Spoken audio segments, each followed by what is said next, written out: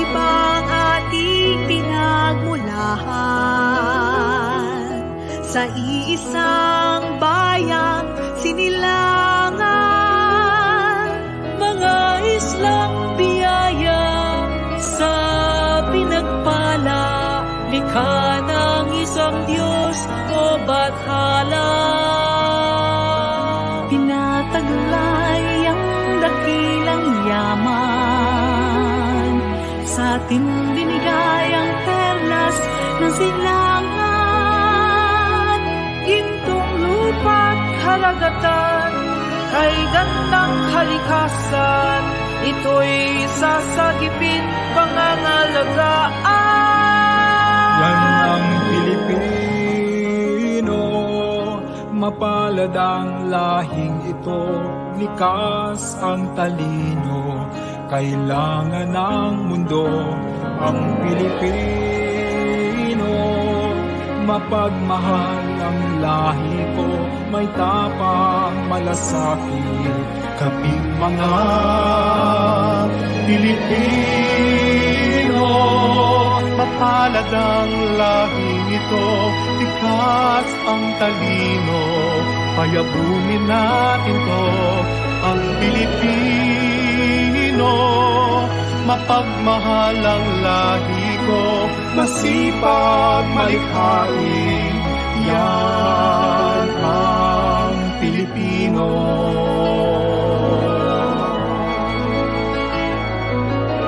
Halo-halo man ang ating ibig, iisa pa rin ang ating lahi. Katotohanan ng kalooban, ating isabuhay, ako, ikaw, tayo'y magmahalan. Yan ang Pilipino, mapalad ang lahing ito, likas ang talino, kailangan ng mundo ang Pilipino. Mapagmahal ang lahi mo, ay tapang malasakit, kaming mga Pilipino. Mapalad ang lahing ito, likas ang talino, payabunin natin ko ang Pilipino. Mapagmahal ang lahi ko, masipag malikhain, yan ang Pilipino. Mapalad ang lahing ito, likas ang talino, kailangan natin ito, ang Pilipino. Mapagmahal ang lahi ko, ay dapat malasakit, kaming mga Pilipino.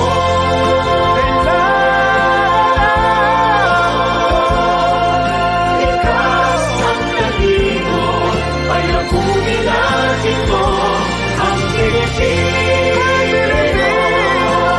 Isa ang lahi, halo-halo man ang ibig, yan ang Pilipino.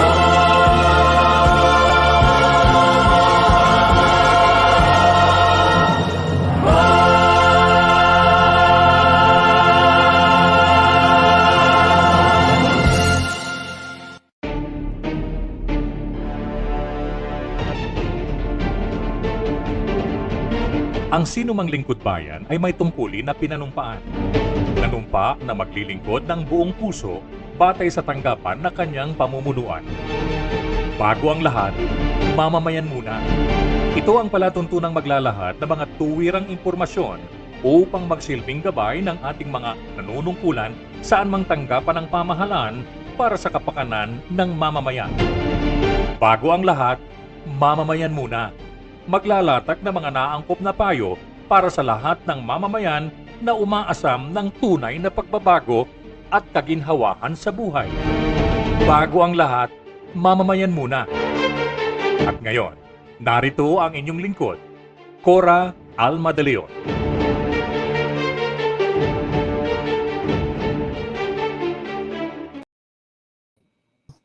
Magandang hapon sa inyong lahat.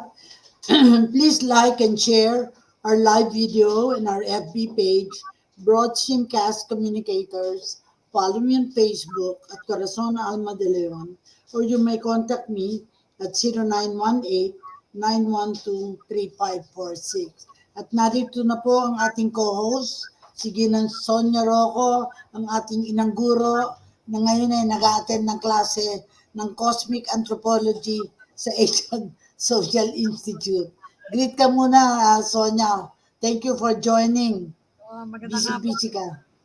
Cora Alma de Leon, the heart and soul of a lion.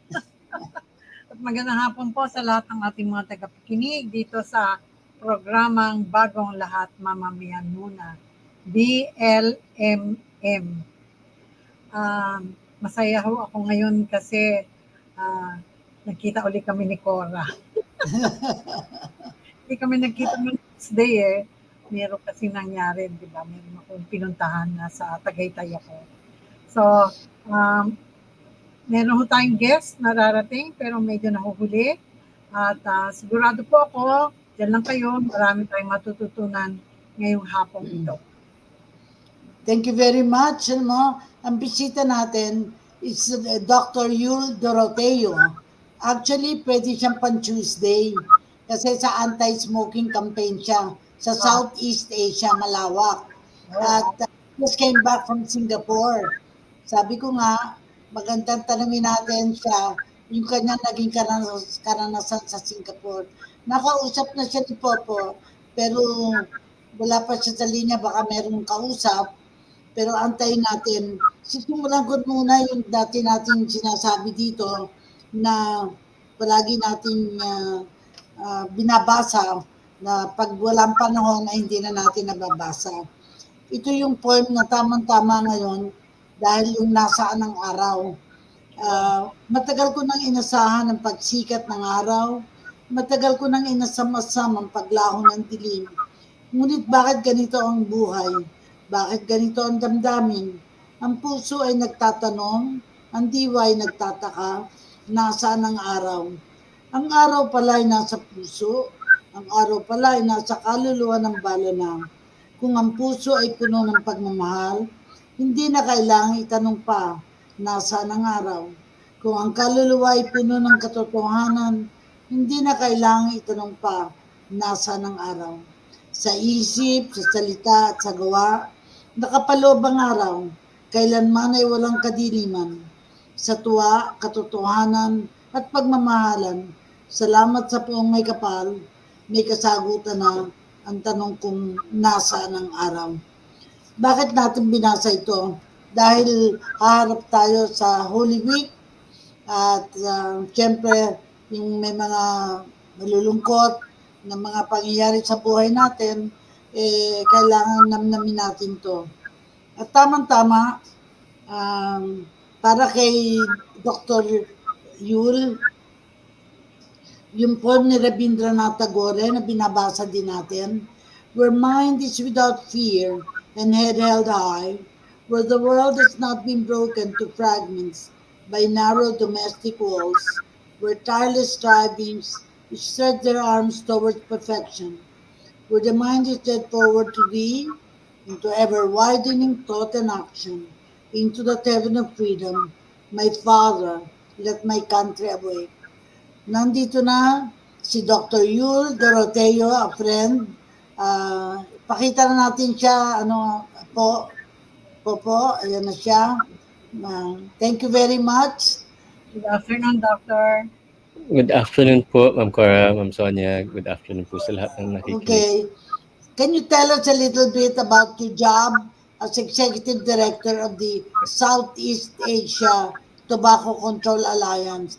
Kasi pag Tuesday, tinatalakay namin, second and fourth Tuesday, tinatalakay namin sa health justice yung anti-smoking and tobacco control. Pero we're very pleased that you're the Executive Director for the Southeast Asia Tobacco Control Alliance. na medyo hindi pa namin masyadong alam at umaasa Opo. kami na nakukwentuhan mo kami ni Sonia Roco para maunawaan ng mga nanonood sa atin. Go ahead. Opo. Pakilala ka, Um, Dr. Ulysses Dorotheo. Go ahead.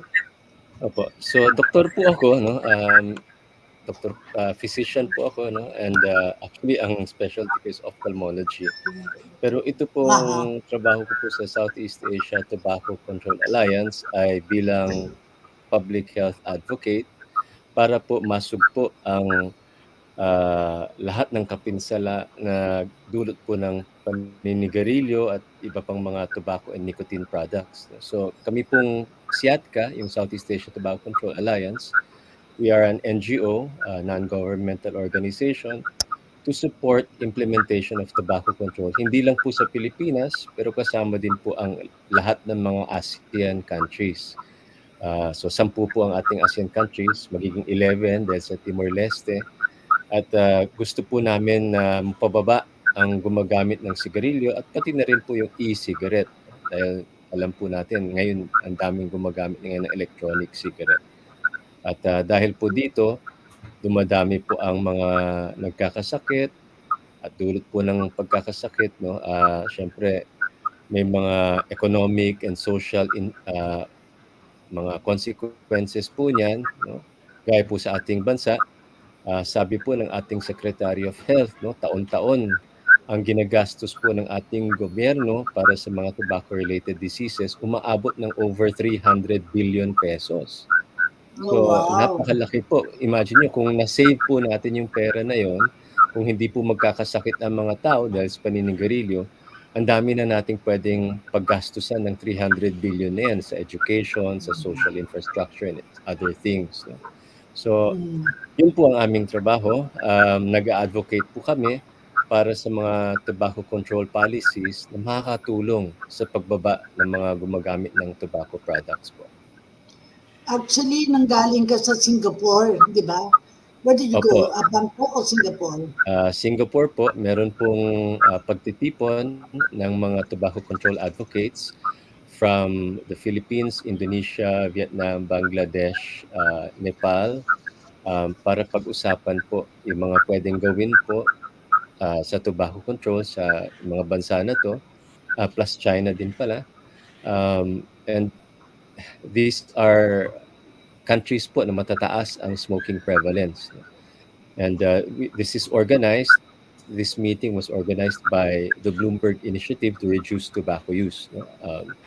This is the foundation po by Mike Bloomberg that was funding this meeting. Alam mo, first of all, alam ko yung connectedness mo.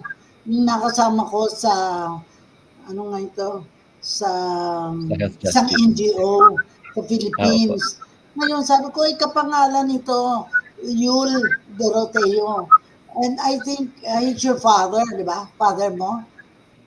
Hindi po. My father is Carmelo Dorotheo. Carmelo. Pero meron din kaming Yul Dorotheo. Pero ikaw yung talagang dito sa Tobacco Control Alliance, di ba? Opo. Ako po siguro yung iisa lang naman ang Yul Dorotheo. Yes. Pero where did you come from? I mean, paano ka anong background mo? Palagi namin tinatanong ni Sonia Roco to para to put in context why you are engaged in this program. In tobacco control. What brought you here? Sige. Noong 2001 po, no, ako po ay nagsisimula pa lang ng aking private practice in ophthalmology. And nagkataon lang na I was helping the Philippine Academy of Ophthalmology develop its website para we can reach out to more people and also promote the academy. And I came across a signature campaign po para dun po sa tobacco control bill ni Senator Flavier in the Senate. So I signed on, syempre isusupport ko po yun. At nagkataon na nagtanong po ako what else is being done dahil alam ko po, no, based on my background as a physician, nakita ko yung mga naghihirap sa PGH nung estudyante po ako dahil sa paninigarilyo. no? Heart disease, lung cancer, at yung iba babata pa eh. So I asked the DOH, ano pa bang ginagawa nyo sa tobacco control? And I was invited to my first World No Tobacco Day meeting. Ito po ay every year, May 31. And dun ko po nalaman na malaki po talaga ang problema natin sa tobacco control. At kakaunti yung mga nagtatrabaho in tobacco control at that time. No?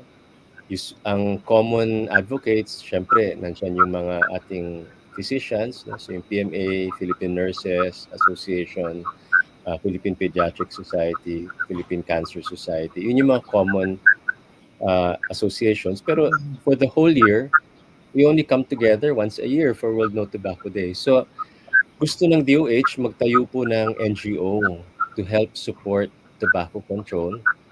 At naitayo po natin yung FCTC Alliance Philippines. No? The FCTC is the Framework Convention on Tobacco Control. Ito po yung Tobacco Control Treaty kung saan nakalagda po ang Pilipinas. And at that time, it was under negotiation pa. So kasama ko po dito sa FCTC Alliance Philippines si Dr. Susie Mercado. She was the president at that time. Ako po yung secretary. And thankfully, tumagal naman po yung FCTC Alliance. No? Until now, medyo active pa. Although it is transitioning into dealing with other diseases then aside from tobacco control. So, doon po ako nagsimula sa NGO, sa local NGO. And then I joined the Southeast Asia Tobacco Control Alliance in 2006 po. Well, na-fascinate ako kasi nandun ka sa Singapore. I mean, I don't know if you attended just a conference. Pero ang nakita mong kaibahan sa Singapore? Of course, environment sa Singapore. Pero kami naman, ni Sonia, nakarating na rin sa Singapore. Pero talagang in terms of the role ninyo, Southeast Asia Tobacco Control Alliance, how do you compare tayo sa Pilipinas? Kasi talaga namang may efforts tayo, no? Pero parang kulang pa. Malayo po tayo. Kulang pa po. Kulang na kulang. I'll give you some examples para madaling maintindihan po ng ating mga kababayang nakikinig at nanonood. So no smoking po in public places, no? Talagang mahigpit po ang pagbabawal ng paninigarilyo in public places. May pagkukulang din po sa Singapore. For example, in their airport, meron pa ring smoking room. We are trying to encourage them to stop that na rin. Kasi for example, sa Bangkok, wala pong smoking room sa airport. No? So doable po siya, not just in Bangkok but in other countries. Like the US, marami na ring airports na walang smoking room. In Australia and the UK, zero, walang smoking room sa airport. So we're encouraging Singapore to go down that path. But the rest po, if you go outside, no, there are only certain areas kung pwede manigarilyo. These are outdoor. And the smoking prevalence po sa Singapore is now less than 10%. No? 9.8 if I'm correct. And dito po sa atin sa Pilipinas, no, thankfully nasa 19% po tayo ngayon. Whereas before the sin tax reform noong 2012, nasa 28% po tayo. No? So we have come down quite significantly up to 19% po as of 2021. No? And we're hoping na kung pahigpitin pa ang ating tobacco control regulations, mapapaba pa po natin. No? So what do we need? No? If we compare with Singapore, banning smoking in all public places po, sana magawa po natin dito sa Pilipinas. So for example, dito sa atin, bawal po ang smoking in medical facilities, educational institutions, places where there are children. No? Pero we still allow smoking rooms in certain places like restaurants and bars. No? Hotels can set up a smoking room. Casinos, no? Which are also workplaces. So yun po, because they expose the public to second-hand smoke, which is very dangerous, dapat matanggal po lahat yun. So in Singapore, you will see, pag pumasok kayo ng mall, wala talagang naninigarilyo. In the hotel, wala rin po. No?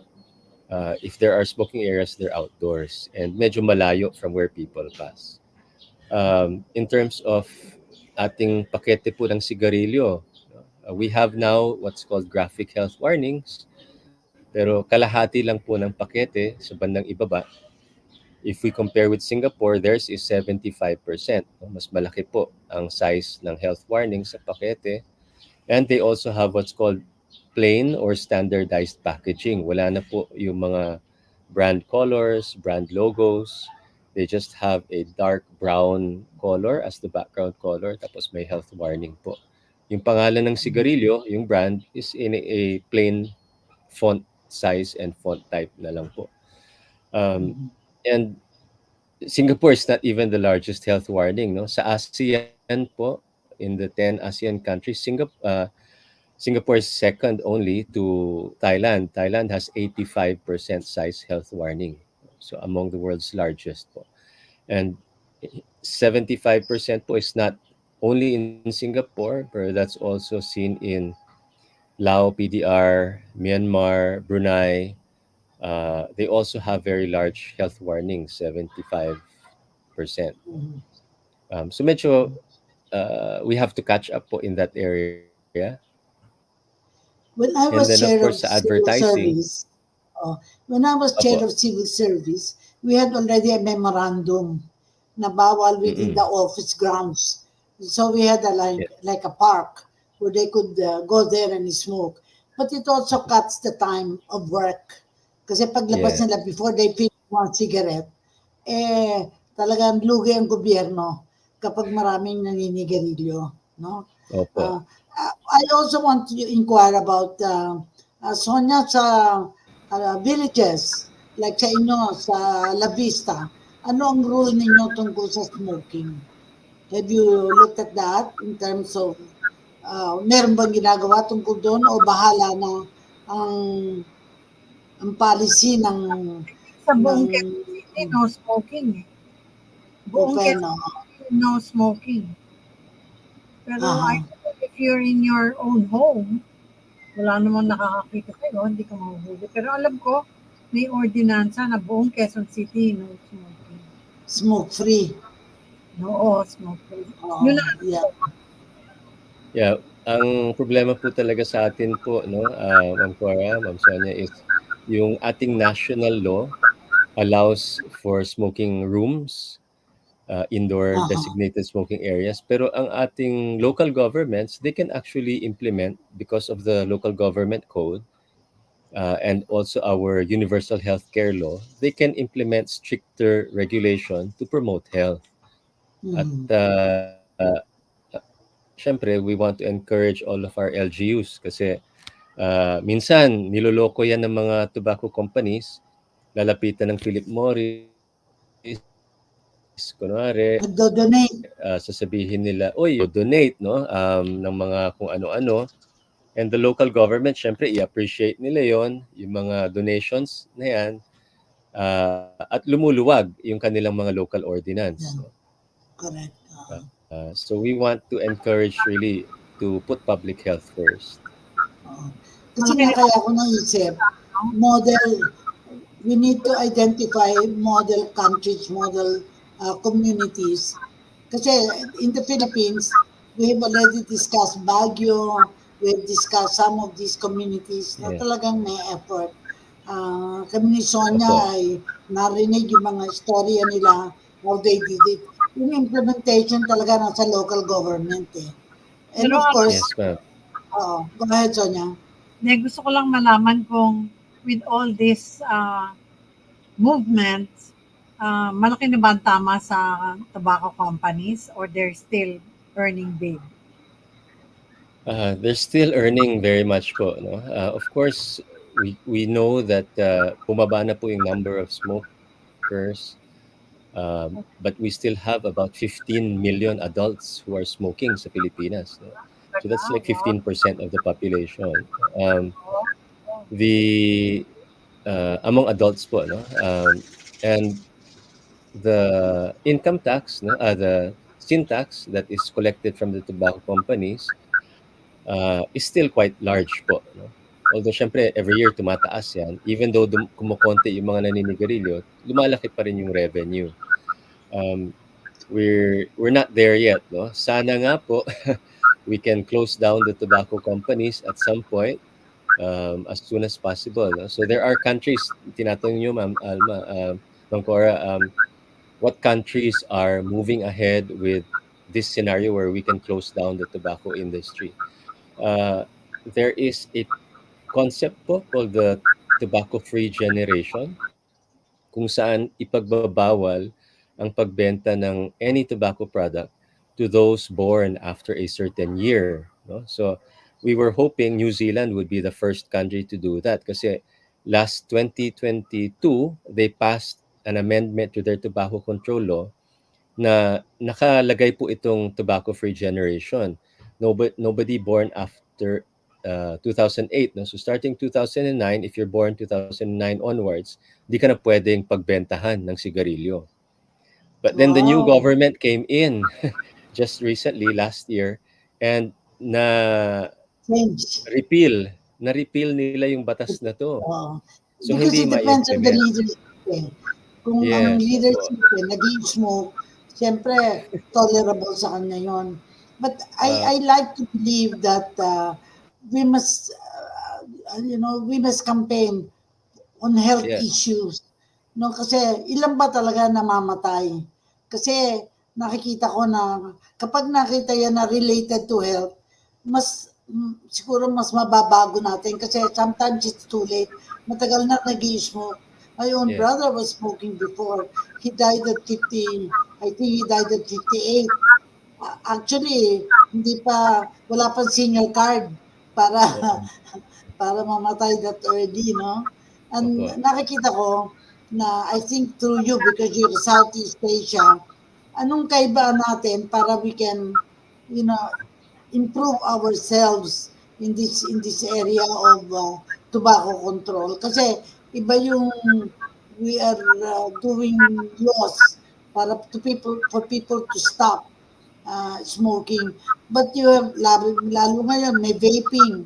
Talagang it's a problem. No? Yes, Dahil sasabihin nila, negosyo eh. In fact, I've seen in the communities, maliliit lang na lugar, vaping centers or vaping communities na it has to be the local government that should look into that. Kasi parang under the Department of Trade and Industry business eh. So opo. they will allow that because negosyo. Anong sense mo dito, I think that is Yul? the main problem po eh, no? Sa ibang bansa, 'pag pinag-uusapan po ang tobacco, it is seen as a harmful product na dapat i-control para bawasan yung mga naninigarilyo. So for example, in Hong Kong, no, they tax cigarettes. Pero ang purpose for taxation is to discourage consumption. Hindi na Oo, for revenues. And sabi sa amin before ng customs ng Hong Kong, kahit mawala lahat ng revenue nila from cigarettes, okay lang basta it is for public health. Dito po sa atin, you were very correct po na it is still seen as a legal product na yeah, uh, our government, especially recently, kung nabalitaan niyo po, there was a Senate Blue Ribbon Committee hearing where the Philippine delegation to the Conference of Parties of the FCTC, they were given a Dirty Ashtray Award, by civil society. And nung umuwi sila, they were questioned, bakit kayo binigyan ng Dirty Ashtray Award? Nakakahiya naman para sa Pilipinas. And their answer was because our policy in the government is to have a balance between public health and the industry interests. industry, So yeah.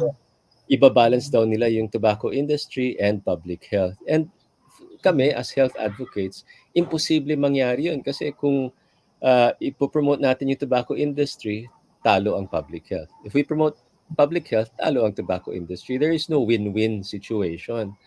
So yun po, we Mm, need good leadership talaga, strong leadership that will prioritize public health over mm, business interests. mm, And we don't really expect that, no, too much in this particular administration, given our president is from a tobacco growing province, and there are already plans of the Department of Agriculture to expand tobacco growing. Imagine nyo, lalong mapopromote ang business interest Yeah. ng tobacco. And that is true in the Ilocos area.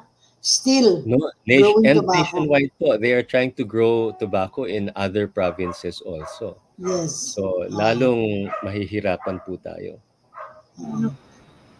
Sonia, meron ng mga nanonood sa atin. Nakakatuwa naman. Dumating na si Mylene Smile. Good afternoon po. Yu. Good afternoon po. Edly Nangcha. Good afternoon po. Watching from Santa Cruz, Laguna.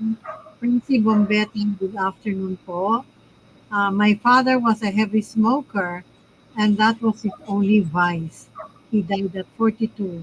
Praying hard that Wow. most cut down, if not completely drop consumption. Napakabata po, Well, no? 42. siguro yung cutting down, the real issue is really drop consumption. Dahil kapag cutting down lang, nadidelay lang yung pagkakasakit. Di ba? Opo. Kasi, Really have to stop po, no? May mga oo. studies po, even if you smoke 1 or 2 cigarettes per day, it is still very harmful. Yes. Although not Yes, as correct. harmful as 1 pack a day, pero mabigat pa rin po ang impact sa kalusugan. Actually, sa Pilipinas, itinaas ang halaga ng sigarilyo. That's one thing, no? Yes. Tapos, nag-develop na sabi nga nila, hindi kasama yung vaping. But I think matagal na natin pinag-uusapan. Ang vaping is really worse than also smoking. Kasi It can be, ini-inhale opo. mo yung smoke. Tapos Um, para bang It is proud na actually proud ka na oo. nag-smoke ka. It is a different product po from cigarettes, no? Pero Yeah. let me just comment lang po dun sa pagtaas ng presyo, no? Before the sin tax reform, isang pakete ng sigarilyo you could buy for less than 30 pesos. Pero Talaga. now, lang. opo, parang 1 peso, 150 per stick lang. Pero ngayon, 100 pesos ang minimum ng pack of cigarettes, 120. No? So malaki po ang tinaas, which has helped talaga bring down smoking prevalence. So we hope talaga na tuloy-tuloy sana yung pagtaas ng sin taxes.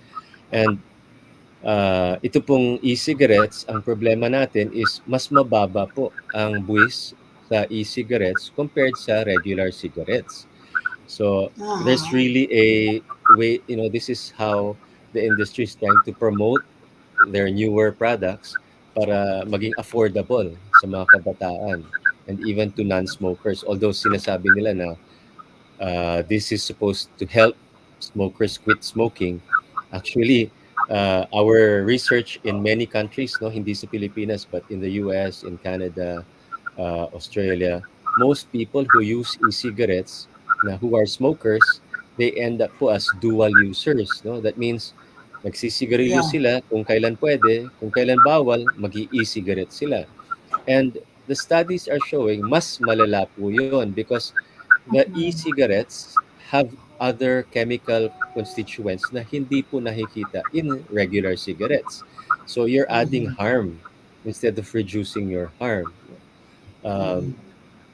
And of course, ang pinakamasakit po dito is for young people na never sila nagsigarilyo, maybe never nila iisipin magsigarilyo kasi mabaho, and we have tried to denormalize smoking already. Pero pag nakita nila yung e-cigarette, they're very flashy, they're very attractive, yung colors, the flavors, no? At mabango po siya, hindi siya kasing baho ng sigarilyo. So if you smell it, actually, nakaka-attract talaga. Even me, if I were to smell it, sabihin ko, uy, ang bango. Walang problema dyan kasi there are flavors like mango, menthol, tutti frutti, bubblegum, cotton candy. Ganun ang mga flavors nila. There are over 16,000 flavors po for e-cigarettes in the Wow. market.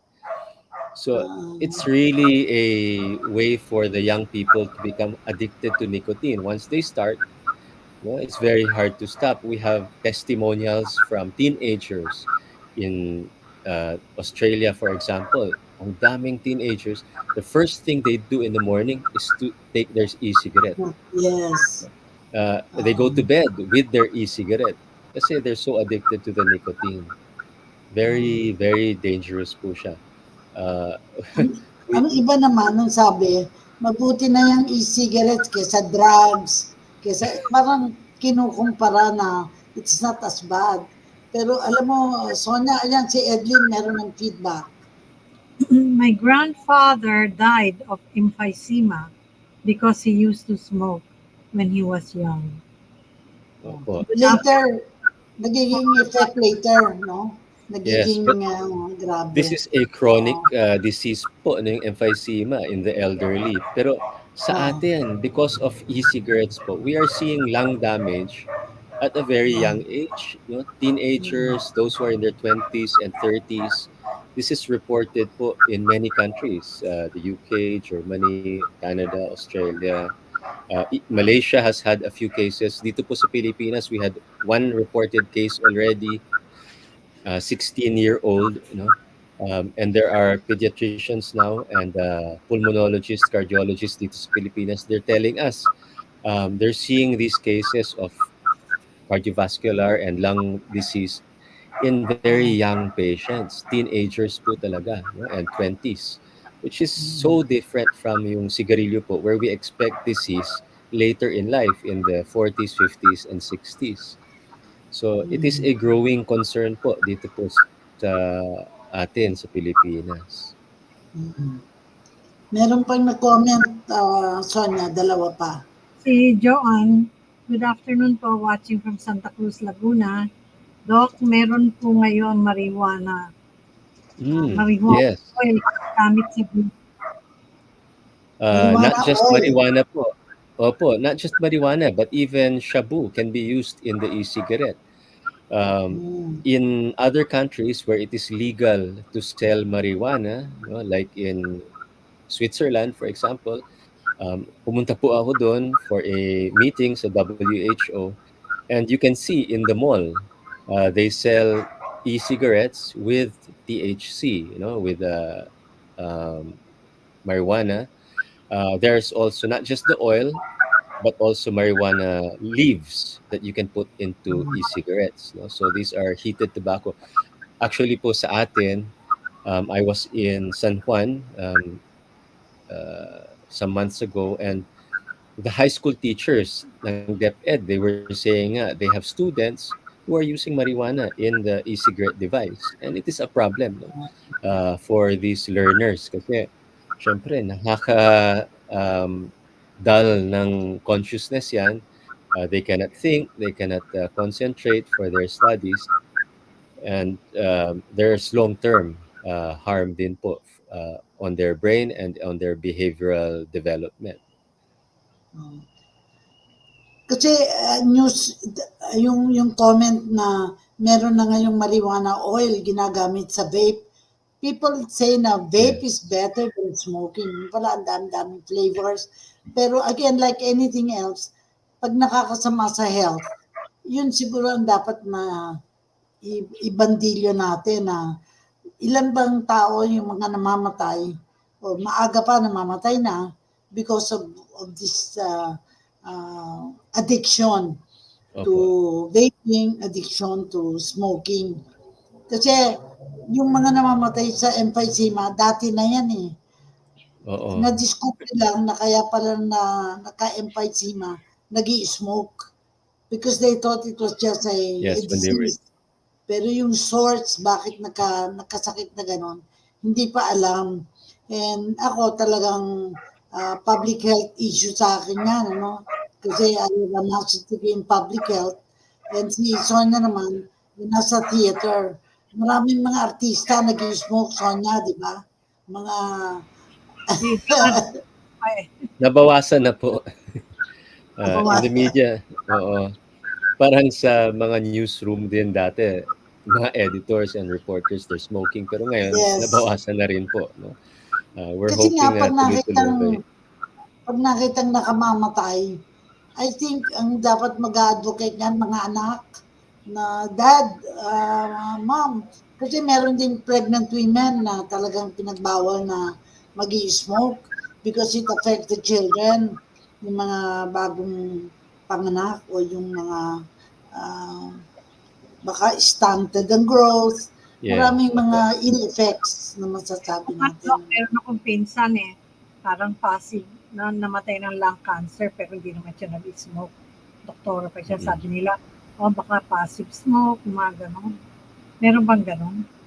Meron po, no? Passive. Actually, the very first large studies done on secondhand smoking it was done in Japan in the 1980s.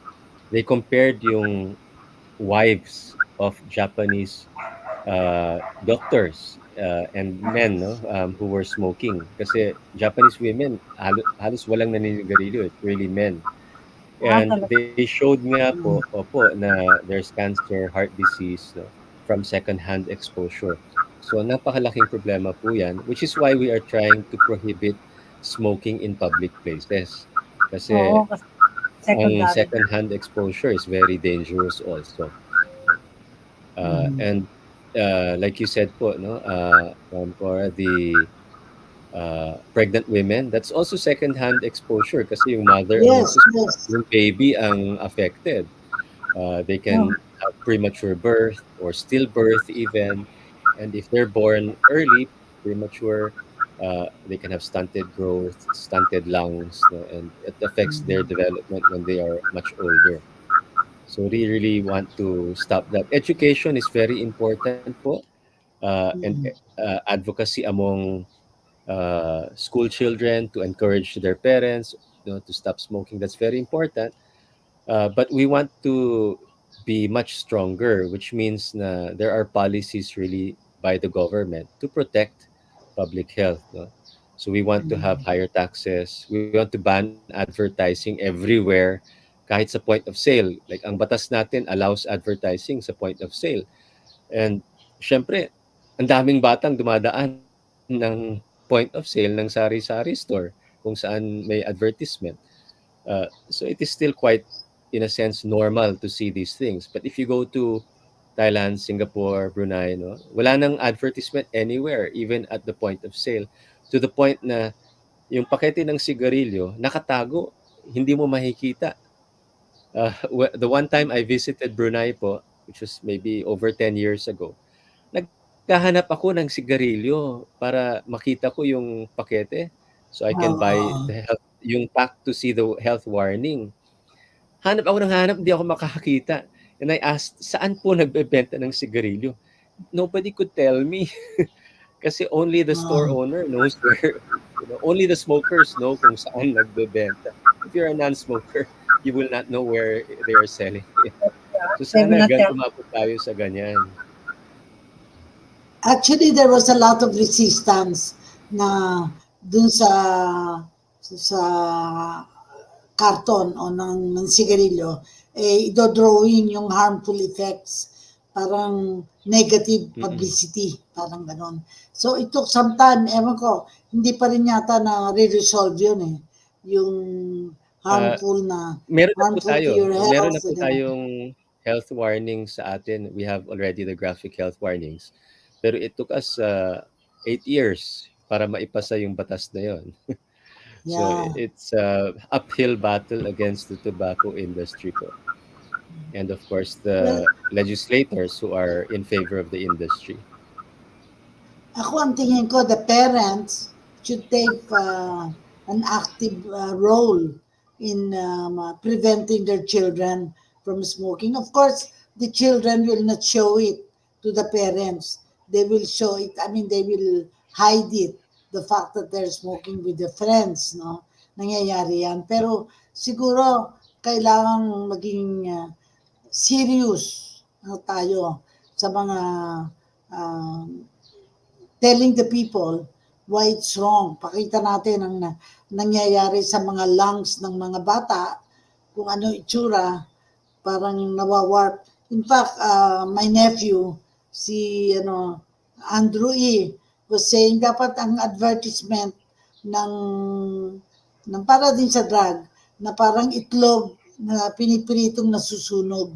Sabi niya siguro Ah, yun ang ipakita na kaya harmful to the health of children.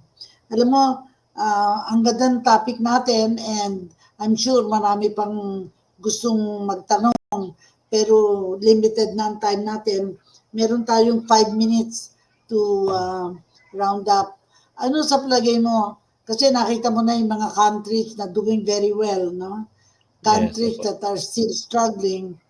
And sa atin, ang reason, and I think na-discuss na namin ni Sonia ito, doon sa health justice, na hanap buhay Mm-mm. ng mga nagtitinda ng sigarilyo. Opo. Sasabihin nila, papatayin mo ba ang hanap buhay nila? Wala na nga silang income eh. Papatayin mo pa ang kanilang income. May mga ganun rason pero naniniwala kami na kailangan din education. Tama yung health education tsaka sa mga bata, maliit pa, at tsaka role ng mga parents. Ikaw, Opo. anong take mo dito? Ang Actually po, there is already an earmark of the sin tax revenues for alternative livelihoods po, no, for our tobacco Hmm. farmers and workers. So may programa po dapat ang gobyerno for our tobacco farmers and workers para hindi sila mawalan ng trabaho. They will be shifted to other economic activities. No? And in that way, kahit hindi na sila tanim or magbenta ng sigarilyo, kumikita pa rin po dapat sila. Yeah. So we are calling on the Alternative. government, opo, to Oo. provide this alternative livelihood. And then education for those who are in the industry, syempre, would you like to sell a harmful product to other people, di ba? Parang hindi po sana natin ginagawa to dahil lang sa pera, but also out of concern para sa ating kapwa Pilipino, sana hindi na natin din ibenta o i-promote itong mga produkto na to. And of course, to our government leaders, we really want them to step up and prioritize public health. No? So educational campaigns and tobacco control policies that will really help reduce smoking and e-cigarette use sa Pilipinas po. Siguro I will read, binabasa din namin to sa programa, Unless Someone Cares. And I think we can take what we're talking about. I don't think our communities will ever be clean and green unless someone cares. I don't believe our government will be good, just, and honest unless someone cares. I don't expect our leaders to be morally upright and politically sensitive unless someone cares. I don't expect a better life for our poor and oppressed people unless someone cares. I don't have the faith that we face a brighter future unless someone cares. I don't feel we will ever realize our dreams and aspirations unless someone cares. I don't know if we will all live our sense of purpose to build a better world unless someone cares.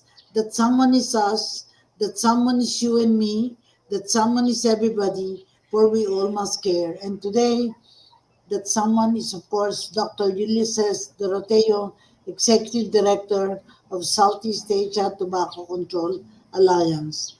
Go na tayo. We have last few minutes. Anong message mo sa mga nakapanood sa atin? Yul? Gaya po ng sinabi nyo, we all have to care. No? Malaking problema po ito kung hindi natin maitigil yung paninigarilyo at pag-vape po. So we call on everybody, ating mga kabataan, you are the target of the tobacco industry. You have to care, not just for yourself, but for your fellow adolescents, teens, young people. Ang mga parents and educators have a huge role po to play. I hope because you are teachers and parents, you will show how much you care for our young people by calling on our government officials, local government, and national government na itaguyod ang public health over commercial tobacco industry interests.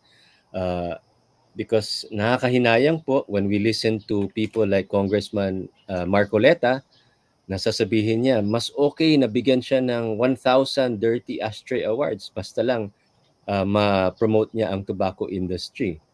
We don't need that kind of leadership po. No, we need people in government who care about our young people, who care enough to say na public health is very important. Hindi lang po sa tobacco, pero even with In all alcohol and aspects. sugar sweetened beverages, all these unhealthy foods, we need people to care. No? So let us begin with ourselves, tama po kayo, and let us encourage our neighbors, our family members to also care and to speak up po, no, in favor of the health of every Filipino. Okay, Sonia, final words? Well, thank you very much, Dr. Ulysses. I like the information you gave us on a wider scale and where we still have to improve in the Philippines. It's rather contradictory that we are fighting non-smoking for public health, and yet we're also fighting vaping, which is legal, and where there's Mm-mm. 10,000 flavors and so tempting. So I think we have to make up our minds. And I think leadership is what we need here. Kaya maraming Opo. salamat po, Dr. Ulysses. And we hope that you will continue with your advocacy and with being and reminding us that public health should take priority. And for those who listen Salamat po. and watch this program, ito po yung ating prayer for the nation. Lord, let me be the change I want to see, to do with strength and wisdom all that needs to be done, and become the hope that I can be. Set me free from my fears and hesitations. Grant me the courage and humility. Fill me with spirit to face the challenge and start the change I long to see. Even if I'm not the light, I can be the spark in faith, service, and communion. Let us start the change we want to see, the change that begins in me. At maraming salamat kay Dr. Yul sapagkat sa pagpunta niya dito, nakikita ko yung pagbabago ang pwedeng mangyari dahil tinutulungan niyang paliwanag kung anong pwedeng mangyari sa mga taong nag-smoke, nagbe-vape. We must put a stop to this as early as we can. Maraming salamat, Dr. Dorotheo, Executive Director of Southeast Asian Tobacco Control Alliance. Thank you very much. Thank you very much din po. Maraming salamat. Mabuhay po kayo. Inyong napakinggan at natunghayan ang Bago ang Lahat, Mamamayan Muna. Sa pamamagitan pa rin ng inyong tulay sa tunay na pagbabago, ang Broad Streamcast Communicators. Hanggang sa muli,